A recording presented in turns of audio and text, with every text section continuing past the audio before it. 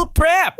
Ito na ang sekreto ng mga taong parang may cheat code sa surviving the energy crisis para makatipid sa LPG. Huwag kang mag-alala, hindi mo kailangan maging fitness influencer. Kailangan mo lang gumamit ng kawali at konting disiplina na hindi mo iluluto ang buong sweldo mo. Imagine mo to, instead na araw-araw naggagayat ka ng sibuyas na parang ikaw ang bida sa teleserye,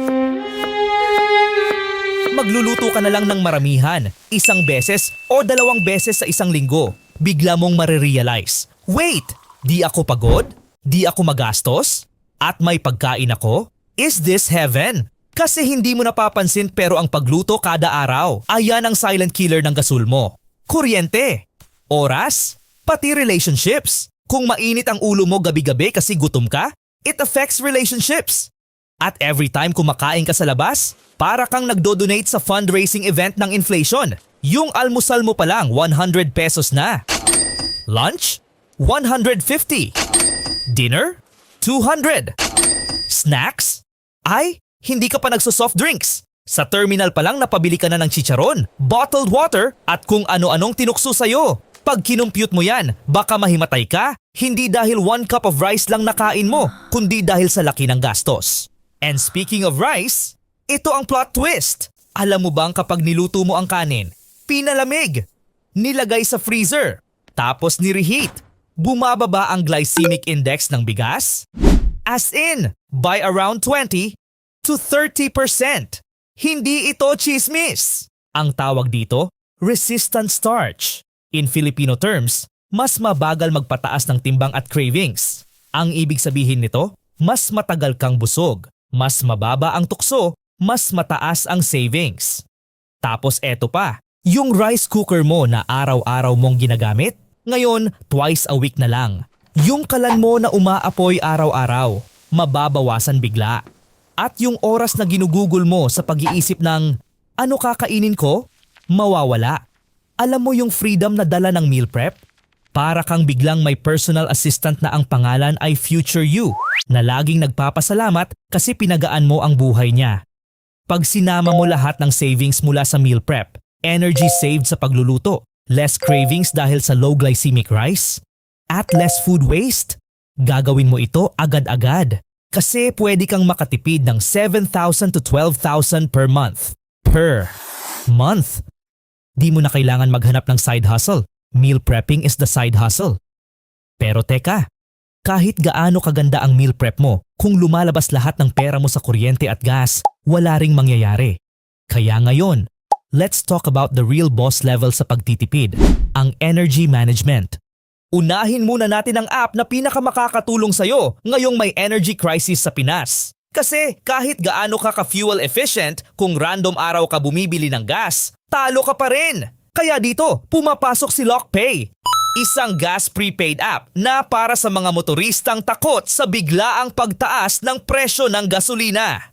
Ganito gumagana? Instead na hintayin mong tumaas ang presyo dahil tumataas every freaking week. Maglo-lock ka na ng presyo ngayon. Parang nag-time travel ka, pero budget edition. Example, kung lock mo ay 85 pesos per liter, tapos next week naging 94 pesos, boom! Nakatipid ka ng 9 pesos per liter. Kung full tank mo, mga 40 liters, that's 360 pesos savings in just one refill. Gawin mo monthly, pwede kang maka 1,000 to 2,000 pesos in savings. Depende sa laki ng sasakyan mo. At ang pinakaastig dito, hindi mo kailangan maging financial genius. All you need is Wi-Fi, cellphone, at willingness na hindi maging biktima ng presyo ng gas. Isa pang tipid tips sa app na ito ay ang super sale promo. Legit to. At kung nagdadrive ka, para talaga sa'yo. Yes, tama ang narinig mo. Sale sa gasolina. Sa panahon ngayon, parang hulog na ng langit yan.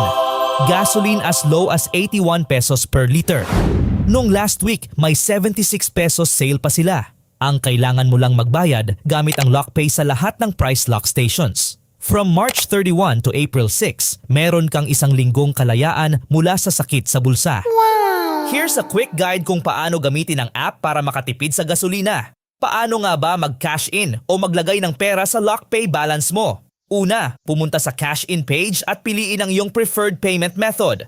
Pangalawa, I-enter ang amount pati na rin ang iyong payment details at i-confirm ang iyong transaction. Pwede mo nang gamitin ang LockPay balance mo pambayad sa gas station o pang-imbak ng fuel sa app. Kung may price hike na naman next week, pwede ka nang mag-imbak ng fuel sa Price Lock gamit ang Top Up Liter Balance page. Buksan ang Top Up Liter Balance page at piliin ang iyong preferred fuel type. Ilagay ang amount na gusto mong bilhin in peso or liter. I-click ang arrow sa tabi ng payment method at piliin ang iyong preferred mode of payment. I-review ang lahat ng detalye at i-confirm ang iyong transaction.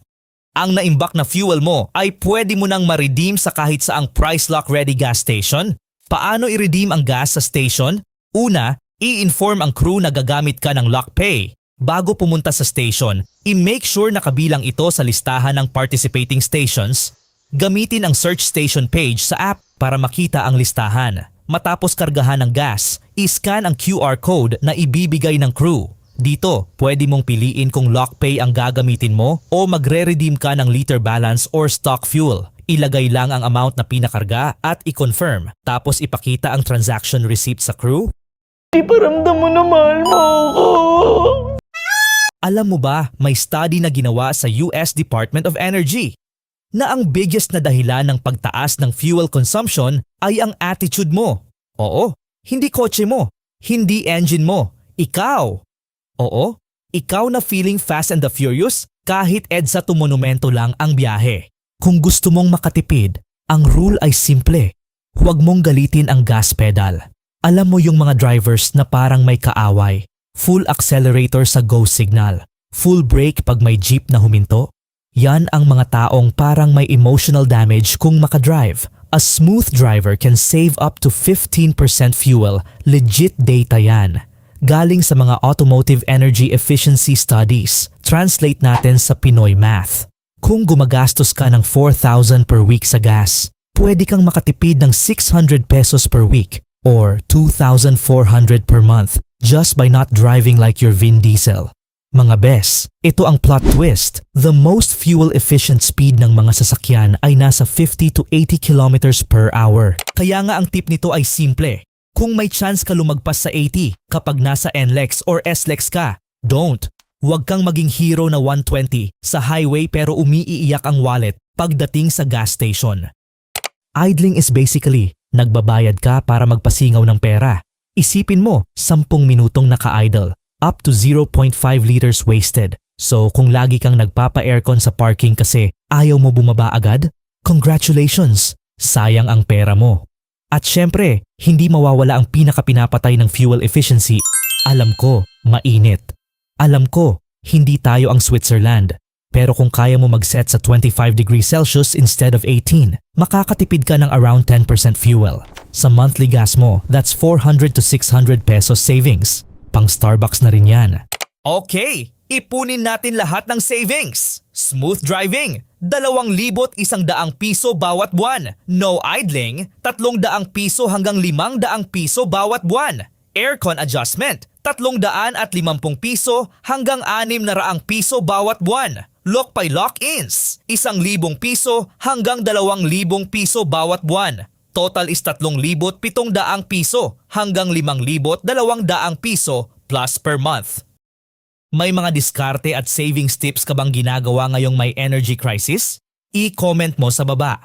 Maliit man o malaki, makakatulong yan sa iba.